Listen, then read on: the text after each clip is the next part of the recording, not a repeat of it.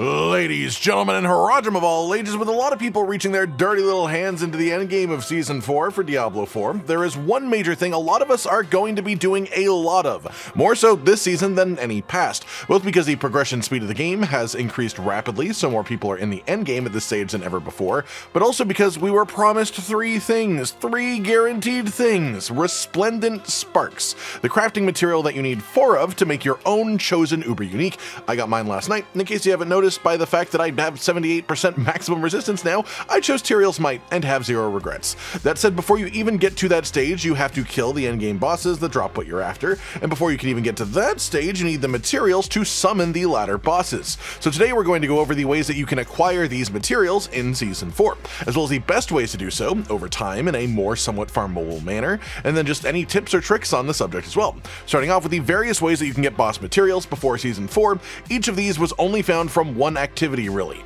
living steel from Helltide, Varshan materials from Whispers and the grotesque debtors spawning around the world. Now instead, every endgame activity in the game can drop every one of these, because they have random drop chances from every boss type enemy in the game. Even actually regular elites on rare occasion can drop a couple of boss materials when you beat them, and so they are just much more plentiful than they were before. But there is always still a best way to do things, essentially. So let's talk about the different methods, starting with short term, the sort of bursts of materials. This time around, both our season journey and the seasonal activity, the Call of the Wolves reputation system from Helltide, reward an absolute butt ton of boss materials in the later rewards. The only boss that I have actively farmed to be able to fight is Grigoire early on, and a lot of these living steel aren't doing that. The majority of my materials have come passively, and the vast majority of those from the last couple of caches that you get from the Iron Walls reputation, and the last couple of caches that you get from the season journey completions. So if you have not done these yet, and you want these boss summoning materials, you should probably work towards them, because they give you a hell of a lot. And we talked about this in a video a couple of days ago, but it's worth noting you can absolutely complete the Call of the Wolves reputation another time, again, on different characters. So you can actually get a ton of these materials, and even more guaranteed resplendent sparks. It just, of course, takes a fair bit of time to do so each time. That said, on the note of Iron Wolves reputation, let's talk about Helltide. All Helltide chests drop a minimum of 1 living steel for summoning Grigoire, 5 for the specifically living steel chest. While doing Helltide, there are tons of elites, and each of those have their own drop chances on any of the summoned materials. There are the Hellborn that spawn specifically from events or from your threat meter filling and emptying, and these have a reasonably high chance of dropping boss summoned materials as well. Most notably, I find they drop Lord Zyr's ones more than others, which actually does make doing Helltide in a group even better, because it spawns multiple of these in the same time frame, because you each have your own threat meter, which just makes it more effective.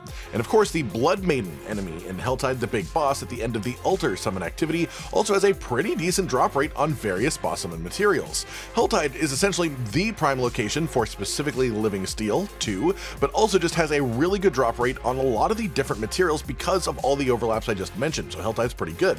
Then we have world bosses, which are arguably the best source of these, but very infrequently, as these cannot be farmed. Obviously, they are on a 3.5 hour timer, but every single kill that I have done on a world boss in World Tier 4 has given me at least 1 boss summon material. Specifically, most of them have actually been pincushioned dolls, which are for the Andariel fight, a whole-on upgraded boss summon material. And of the 4 Stygian stones that I've had drop for me this season naturally, like not from the caches that I mentioned earlier, 3 of them have been random drops from world bosses, and only 1 of them actually came from doing the pit, which is supposed to be where you find most of them. So put simply, if you care about doing ladder bosses, do not skip the world bosses, because they have a decent chance of not only dropping the Stygian stones, but also upgraded boss ladder materials to make it much easier. Then we have our next activity for this, which is Nightmare Dungeons. Once you reach World Tier 4 and potentially even Tier 3, I didn't even get to see it myself this time through the leveling journey, loot goblins will always drop at minimum 2 boss summoning materials, which is actually quite lucrative. The thing is, of course, you can't force loot goblins to spawn. You can just react when you see them on your minimap.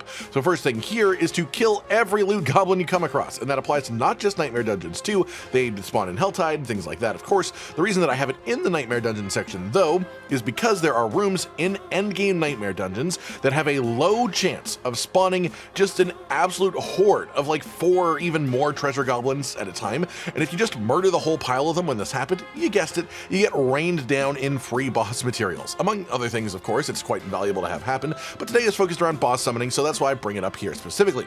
And that is just beautiful efficiency when you happen to find it. But again, no way to force it other than just paying attention while doing Nightmare Dungeons and other activities in general and seeing when these goblins pop up. Then outside of that, they can can of course come from the boss of each Nightmare Dungeon too, and you at least get some guaranteed Distilled Fear on every completion of a Nightmare Dungeon for the Beast and Ice summon, so that's at least one boss ladder that you'll be progressing from that.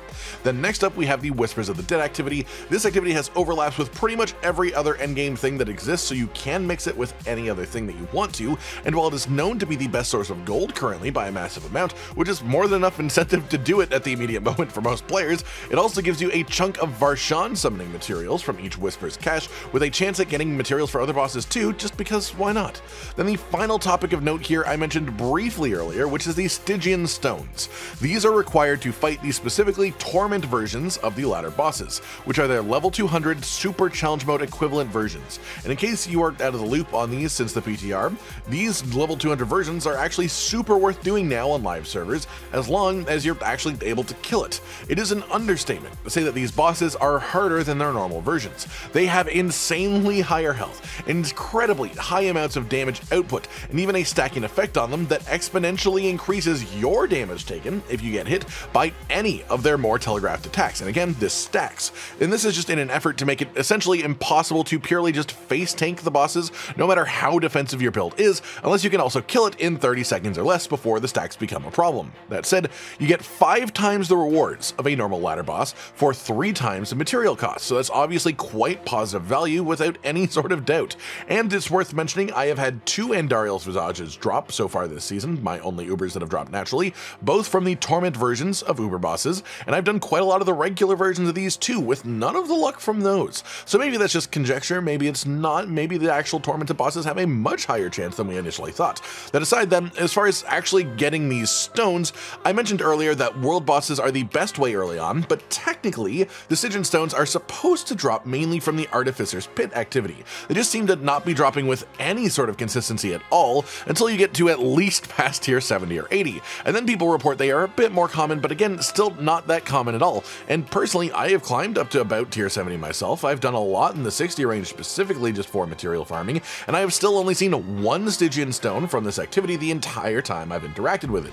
So I would say don't ruin yourself farming this over and over. If those stones are your only goal, there isn't necessarily a better committed farm activity, but just be aware the drop rate even here is quite low, and I wouldn't be surprised if the drop rate of these is changed in the near future at least a little bit.